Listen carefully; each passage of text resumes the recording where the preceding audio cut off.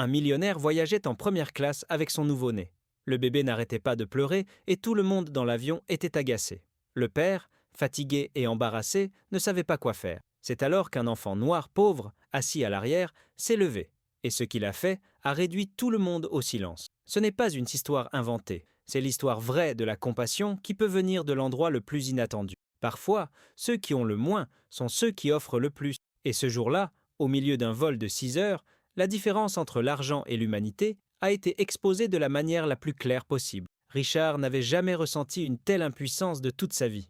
C'était un homme qui avait toujours contrôlé chaque détail de sa routine. Des réunions avec des investisseurs millionnaires, aux fêtes exclusives, dans des manoirs de luxe, tout dans sa vie fonctionnait selon sa volonté.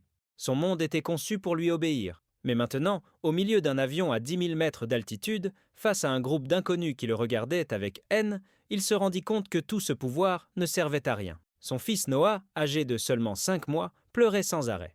Ce n'étaient pas des pleurs doux et passagers, mais des cris désespérés et aigus de ceux qui font battre le cœur à toute vitesse et perdent toute patience. Richard essayait maladroitement de le bercer, le balançant d'un côté à l'autre, mais rien ne fonctionnait. Le bébé pleurait sans interruption depuis plus de 40 minutes. Il avait le visage rouge, les mains agitées, les yeux fermés avec force et la bouche ouverte dans un cri qui semblait ne jamais vouloir s'arrêter. Chaque fois qu'il semblait se calmer un instant, il recommençait encore plus fort. Richard avait déjà tout essayé. Le lait tiède dans un biberon en argent, la tétine design, la couverture importée que sa femme assurait être la plus douce du monde. Il avait essayé de fredonner des chansons dont il se souvenait à peine de son enfance, mais sa voix cassée et nerveuse ne parvenait pas à transmettre le calme. Au contraire, elle semblait mettre encore plus de tension dans l'air.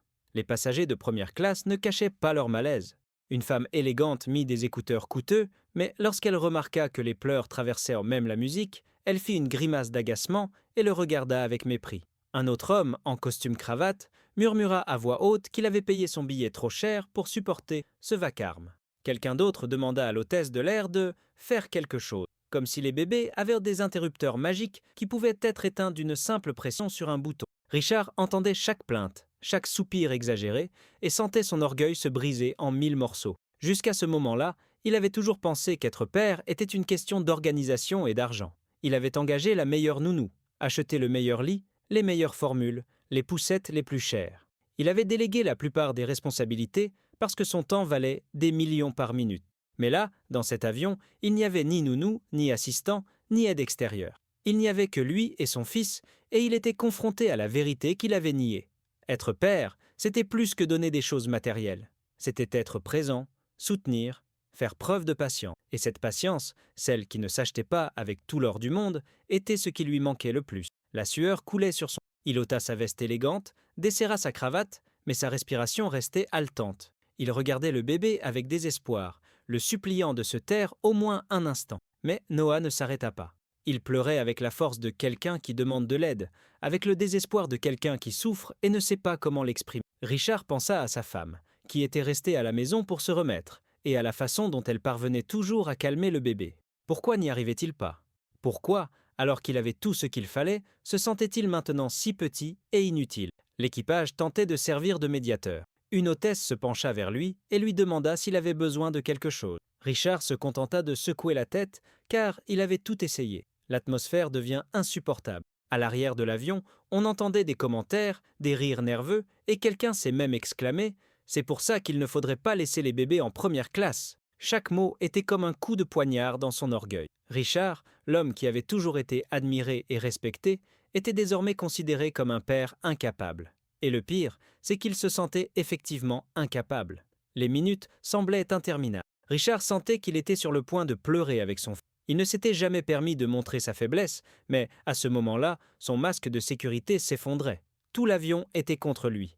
Il n'y avait pas d'issue. Il ne pouvait pas échapper à ce petit espace chargé de tension. Il ne pouvait qu'entendre les pleurs de Noah, de plus en plus forts, mêlés aux soupirs agacés des gens qui l'entouraient. C'est alors qu'il leva les yeux, fatigué et rougi, et remarqua quelque chose d'étrange. À l'arrière, un enfant l'observait attentivement. Ce n'était pas un passager élégant, il ne portait pas de vêtements coûteux. C'était un enfant brun, d'environ 12 ans, vêtu d'un t-shirt simple et tenant un cahier dans ses mains. Alors que tous les autres le regardaient avec mépris, cet enfant le regardait avec un mélange de curiosité et d'empathie. Et même si Richard ne le savait pas encore, ce petit garçon allait changer le cours de ce vol et de toute. Malik écoutait depuis un bon moment les pleurs qui traversaient tout l'avion, comme si les parois étaient en papier. Il avait essayé de se concentrer sur son cahier, où il dessinait des caricatures et écrivait des phrases qu'il inventait pour se distraire. Mais le bruit du bébé était si déchirant qu'il lui était impossible de l'ignorer. Contrairement aux passagers agacés, il ne ressentait ni colère ni irritation. Ce qu'il ressentait était quelque chose que peu de personnes dans cet avion pouvaient comprendre, de l'empathie. Malik avait lui-même vécu des nuits entières avec sa sœur, Amina, qui pleurait de faim ou de douleur. Sa mère, épuisée après avoir travaillé 2 quarts de travail à des bureaux, n'avait presque plus la force de la bercer, alors âgé d'à peine 10 ans, qu'il la prenait dans sa main, la berçait et lui chantait jusqu'à ce qu'il... Il avait appris à le faire par amour, car il ne tenait pas de la voix. C'est pourquoi, lorsqu'il entendit ce bébé pleurer avec tant de désespoir, il sut qu'il ne s'agissait pas d'un simple caprice. C'était de la douleur, de la peur, le besoin de sentir un cœur près de lui. Malik leva les yeux une fois de plus et vit la scène en première classe. L'homme élégant, qu'il identifie à peine comme riche à cause de la montre qui brillait à son poignet et de ses vêtements impeccables, semblait abattu. Il avait les cheveux en bataille, la chemise froissée et le visage plein de frustration. Il bougeait le bébé sans savoir quoi faire d'autre, tandis que les autres le regardaient comme s'il était coupable d'un crime. Personne ne l'aidait, personne ne montrait de compassion. Tous préféraient se plaindre plutôt que de s'approcher. Malik serra les lèvres. Son cœur lui disait qu'il devait faire quelque chose. Il hésita, car ce n'était pas son rôle, car il n'était qu'un enfant pauvre dans un avion rempli de gens qui le regardaient probablement avec mépris. Mais en même temps, il se souvient du visage d'Amina lorsqu'il la calmait, comment elle s'accrochait à sa chemise et comment elle trouvait peu à peu du réconfort. Ce souvenir était plus fort que la peur. Il se pencha vers sa mère, qui dormait, affalée sur son siège, l'air épuisé. Il ne voulut pas la réveiller. Il se leva doucement, tenant son cahier, et marcha dans l'allée. Les passagers le regardaient avec étonnement. Certains fronçaient les sourcils, comme s'ils se demandaient ce que cet enfant faisait en se dirigeant vers la première classe, où il n'avait pas sa place. Mais Malik ne s'arrêta pas. Il fit chaque pas le cœur battant, sachant qu'il serait probablement rejeté, mais également convaincu qu'il devait essayer. Lorsqu'il arriva devant le siège du millionnaire, il s'arrêta. Richard le regarda avec surprise, épuisé, comme s'il ne comprenait pas ce qu'il faisait là. Malik déglutit et, d'une voix douce, demanda s'il pouvait essayer de calmer le bébé. Dans un autre contexte, Richard l'aurait immédiatement rejeté. Comment pouvait-il laisser un inconnu, qui plus est un enfant, porter son fils? Mais il était tellement désespéré, tellement abattu, que quelque chose dans le regard de Malik le fit hésiter. C'était un regard pur, sans jugement, sans exigence. Un regard qui ne montrait que de la compréhension. Pour la première fois de la soirée, quelqu'un ne le regardait pas avec haine. Après quelques secondes qui lui semblèrent une éternité, Richard acquiesça et, les mains tremblantes, tendit Noah. Malik le tint fermement, comme s'il avait des années d'expérience. Il s'assit par terre, croisa les jambes et installa le bébé contre sa poitrine. Noah continue de pleurer, mais moins fort. Le contact de ce corps jeune, chaud et ferme semblait le troubler. Malik se mit à fredonner, d'abord doucement, puis avec plus d'assurance. Ce n'était pas une chanson connue ni parfaite, c'étaient des mots inventés, mélangés à des sons doux qui parlaient de calme, d'étoiles, que tout allait bien. Sa voix était claire et douce, sans fioriture, mais elle avait quelque chose que personne dans cet avion ne pouvait acheter. L'authenticité. Peu à peu, les sanglots du bébé s'estompèrent. Noah bougeait ses mains, mais plus avec désespoir, plutôt pour trouver une position confortable. Sa respiration commença à s'accorder au rythme de la chanson. Malik lui caressait doucement le dos, comme il le faisait souvent avec sa petite sœur, et chaque caresse semblait effacer un peu de la douleur. Le silence commença à envahir la cabine, un silence qui n'était pas gênant, mais respectueux. Tout le monde observait la scène sans s'arrêter. Le même avion qui, quelques minutes auparavant, était chargé de tension, semblait maintenant retenir son souffle. Richard n'en croyait pas ses yeux. Il avait tout essayé, et rien n'avait fonctionné. Mais cet enfant, en quelques minutes, avait réussi l'impossible. Il sentit quelque chose se briser en lui. C'était comme si tout ce qu'il avait construit, tout ce qu'il avait cru de la vie, était remis en question par cette simple image. Son fils dormant paisiblement dans les bras d'un inconnu pauvre. Une femme qui s'était plainte auparavant avait maintenant les larmes aux yeux. Un homme qui avait protesté baissait la tête, honteux.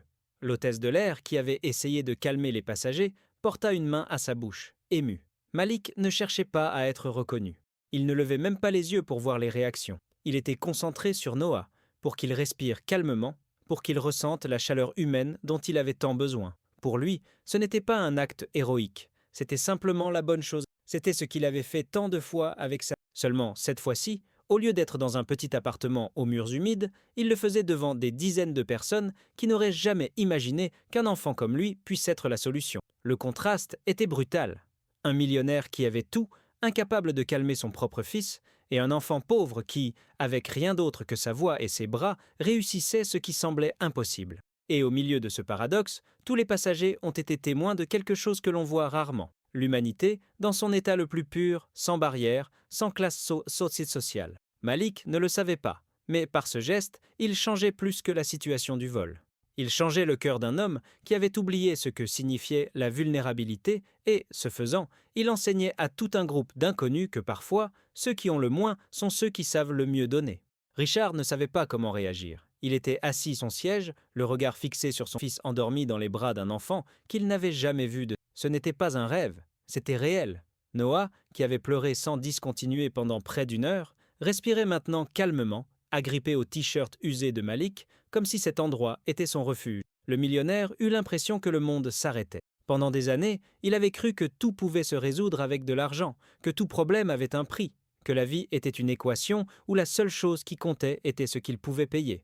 Mais à cet instant, en voyant son fils s'abandonner dans la paix d'un inconnu, il comprit quelque chose qui le frappa comme un coup de foudre. Il y avait des choses que l'argent ne pouvait pas acheter. Il ne pouvait pas acheter cet amour sincère, ce calme qui venait d'un cœur pur. Le silence dans l'avion était presque... Personne n'osait dire un mot. Certains passagers, qui quelques minutes auparavant lançaient des regards haineux et se plaignaient à voix haute, observèrent maintenant avec une honte contenue. Une femme âgée essuyait ses larmes avec un mouchoir. Un autre homme, qui avait demandé que le bébé soit éloigné de lui, se tortillait, mal à l'aise, incapable de regarder directement la scène, car il savait qu'il était témoin de quelque chose qui le faisait se sentir petit. L'équipage était également paralysé, comme s'il assistait à un miracle. Richard, les yeux rougis, se pencha vers Malik. Sa voix était brisée, méconnaissable pour un homme habitué à toujours parler avec fermeté. « Comment ? Comment as-tu fait » Malik leva timidement les yeux et murmura presque sans le vouloir. « Ma petite sœur aussi avait très mal au ventre quand elle était bébé. Je lui chantais toujours des chansons, ça la calmait. Il n'y avait ni arrogance, ni fierté, ni même conscience de l'extraordinaire de ce qu'il avait fait. Juste une réponse simple et honnête, celle d'un enfant qui avait appris à être un grand frère dans des conditions. Et c'est cette sincérité qui finit par briser les défenses de Richard. Il sentit une boule dans sa gorge, qui l'obligea à détourner le regard pour que les autres ne le voient pas pleurer. Mais il ne put se retenir. Les larmes jaillirent de ses yeux sans permission, tombant lourdement sur toute sa vie, il avait évité de se montrer vulnérable. Le monde des affaires lui avait appris que pleurer était un signe de faiblesse, que l'émotion était un luxe réservé à ceux qui n'aspirent pas au pouvoir. Et pourtant, il était là, tremblant sur un siège d'avion, pleurant comme un enfant devant un inconnu qui avait fait ce qu'il n'avait pas pu faire. Il ne pleurait pas seulement à cause de son impuissance, il pleurait à cause d'années d'orgueil mal compris, à cause du temps qu'il avait passé à mépriser les moments simples, croyant que les biens matériels suffisaient. Il pleurait parce qu'un enfant pauvre lui rappelait ce que signifiait vraiment être humain. Les applaudissements ont commencé timidement. D'abord, une femme assise 2 rangées derrière a frappé doucement dans ses... Puis, un autre passager s'est joint à elle. Et soudain, tout l'avion applaudissait. Pas Richard, pas l'argent. Malik, un enfant qui, sans rien demander en retour, avait ramené le calme, non seulement au bébé, mais à tout un groupe de personnes qui avaient besoin de voir qu'il restait encore de la bonté dans le monde. Malik, perplexe, a souri timidement. Il ne comprenait pas pourquoi on applaudissait, car pour lui, il n'y avait rien de spécial dans ce qu'il avait fait. Il avait simplement écouté son cœur. Mais cette humilité le rendait encore plus grand aux yeux de tous. Richard s'est penché vers lui et, d'une voix tremblante, lui a dit « Je n'oublierai jamais ce que tu as fait. Tu as sauvé mon fils et tu m'as sauvé aussi. » Malik baissa les yeux, mal à l'aise, comme si ces mots étaient trop grands pour un enfant qui voulait simplement aider. Le contraste était brutal. Un homme entouré de richesses réduit aux larmes et un enfant sans rien dans les poches devenu un héros. Il n'y avait pas de discours grandiloquent, pas de geste de pouvoir, juste un petit acte d'amour qui avait tout changé. Et à cet instant, alors que Noah dormait profondément, Richard sut qu'il vivait le moment le plus important de sa vie, un moment qu'il n'oublierait jamais, car il l'obligeait à repenser qui il était et quel genre de père il voulait être. L'avion continuait de voler, mais l'atmosphère avait complètement changé. Ce qui n'était auparavant que tension, colère et jugement était désormais respect, admiration et silence respectueux. C'était comme si toutes les personnes présentes avaient reçu une leçon d'humanité qui ne se trouvait ni dans les manuels ni dans les contrats, mais dans le cœur d'un enfant de 12 ans. Le silence dans la salle devint insupportable, comme si chaque respiration était chargée d'électricité. L'homme, les menottes encore serrées autour des poignets, leva lentement les yeux. Il n'y avait pas de peur dans son regard, mais une détermination à toute épreuve, le genre de force qui naît d'années de lutte contre l'injustice. Les policiers qui s'étaient moqués de lui auparavant commençaient maintenant à remuer nerveusement les pieds, comme des enfants pris en flagrant délit d'une espièglerie qui avait soudainement pris des proportions démesurées. Le juge,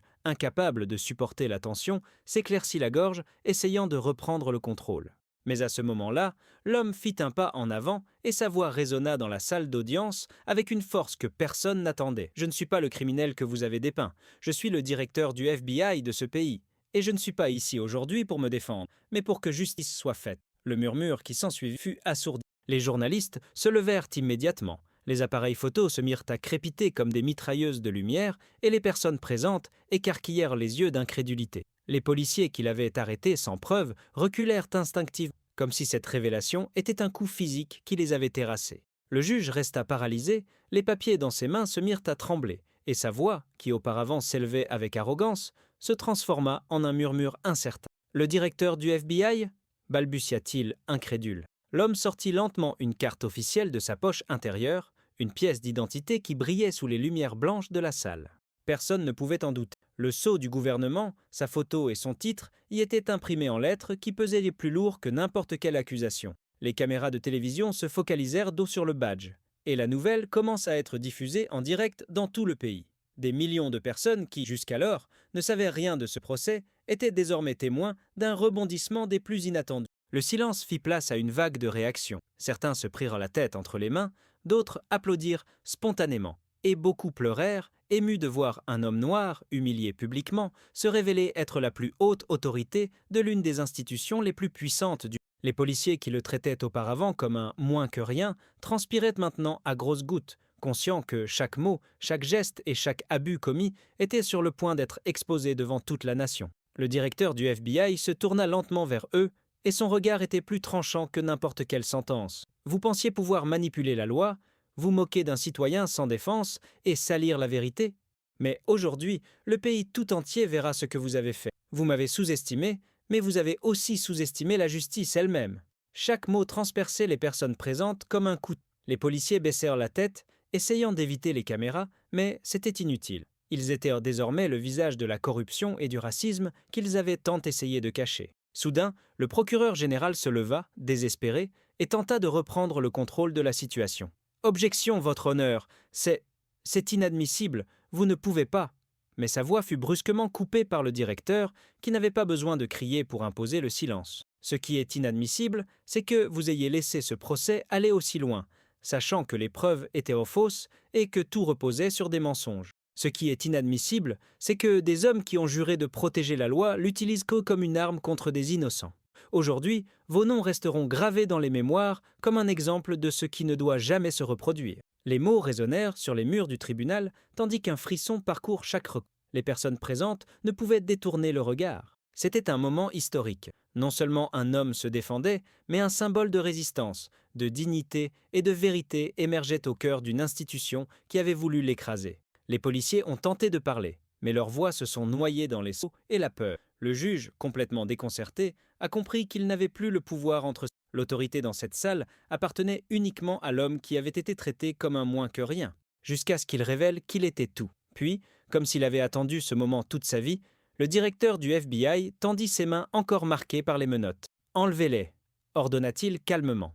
Et l'un des huissiers, tremblant, s'empressa d'obéir. Le bruit métallique des menottes qui s'ouvraient résonna dans la salle comme un coup de tonnerre, symbole de liberté et de victoire. L'homme se frotta les poignets, respira profondément et regarda la foule. « Ce n'est pas ma victoire. C'est la victoire de toutes les personnes qui ont été réduites au silence, humiliées ou ignorées à cause de la couleur de leur peau, de leurs origines ou de leur manque de pouvoir. Aujourd'hui, le pays tout entier se souviendra que la justice n'appartient pas aux corrompus. Elle nous appartient à tous. » Des applaudissements éclatèrent. Ce n'étaient pas des applaudissements timides ou retenus, c'était un rugissement collectif, une explosion d'espoir qui secoua la salle. Les caméras ont capturé les larmes sur les visages d'hommes et de femmes qui n'auraient jamais imaginé assister à un tel moment. Dehors, la foule qui suivait la retransmission sur des écrans géants s'est également mise à applaudir et bientôt, les rues se sont remplies de cris de soutien. C'était comme si tout un pays, fatigué des injustices, avait trouvé à cet instant l'étincelle dont il avait besoin pour croire à nouveau en la vérité. Les policiers se retrouvèrent acculés, sans voix, tandis que les journalistes s'approchent en essaim pour enregistrer chaque geste. Le juge, vaincu, ne put que baisser la tête, conscient que sa carrière venait de prendre fin à cet instant précis. Et le directeur, la tête haute, sut que le moment était venu de mettre fin à cette bataille. Le point culminant de la vérité avait déjà éclaté avec force, et ce qui allait suivre serait le jugement dernier, non seulement dans cette salle, mais dans l'histoire elle-même. La conclusion était sur le point de commencer, et le monde entier attendait avec le cœur serré ce qui allait se passer ensuite. Le silence dans cette salle était si épais qu'il semblait couper le souffle à toutes les personnes présentes. Lucia, toujours vêtue de son uniforme taché et les mains menottées sur la table, leva les yeux et laissa son regard parcourir lentement chaque visage qui se trouvait devant elle. La rage contenue bouillonnait dans sa poitrine, mais ce qu'elle transmettait à cet instant n'était pas de la colère, mais une force tranquille, presque insupportable pour ceux qui l'avaient humiliée. Elle avait supporté les insultes, les fausses accusations et l'humiliation publique d'être traitée comme une criminelle, alors qu'elle avait en réalité sacrifié des années de sa vie pour protéger ce même pays qui la méprisait aujourd'hui. Le procureur, qui quelques minutes auparavant parlait avec arrogance, commença à transpirer en sentant que le récit lui échappait. La défense de Lucia, qui semblait jusqu'alors faible, se renforça lorsqu'elle demanda la parole. D'une voix ferme, sans crier, elle raconta étape par étape comment un piège lui avait été tendu, comment les preuves contre elle avaient été fabriquées et comment les caméras de sécurité qui étaient censées l'incriminer avaient en réalité été manipulées. Chaque mot tombait comme un coup, détruisant l'image construite contre elle. Le juge, qui jusqu'alors semblait enclin à rendre un jugement rapide, commença à froncer les sourcils, mal à l'aise, car il comprenait que ce qu'il entendait n'était pas une invention désespérée, mais une vérité étayée par des faits. Soudain, la porte du tribunal s'ouvrit brusquement et un homme grand, vêtu d'un costume sombre, accompagné de 2 agents fédéraux, entra. C'était le directeur de l'agence où Lucia travaillait secrètement. Personne ne l'attendait. Sa présence changea l'atmosphère de la salle. Il s'avança d'un pas décidé vers la barre et remit au juge un épais dossier rempli de documents classifiés. Le contenu de ce dossier était accablant.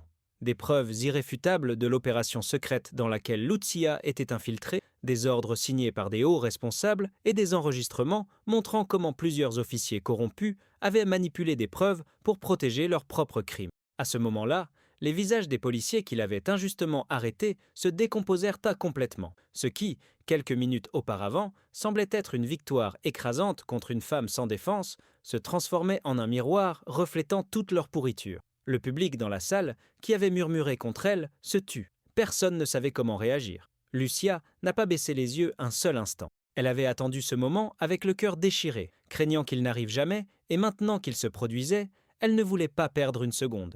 Le procureur a tenté de l'interrompre, arguant qu'il s'agissait de documents non pertinents, mais le juge l'a immédiatement fait taire, exigeant le respect des preuves présentées. La tension atteignit son paroxysme lorsque les écrans du tribunal diffusèrent une vidéo où l'on voyait clairement 2 policiers placer un paquet suspect dans la voiture de Lucia.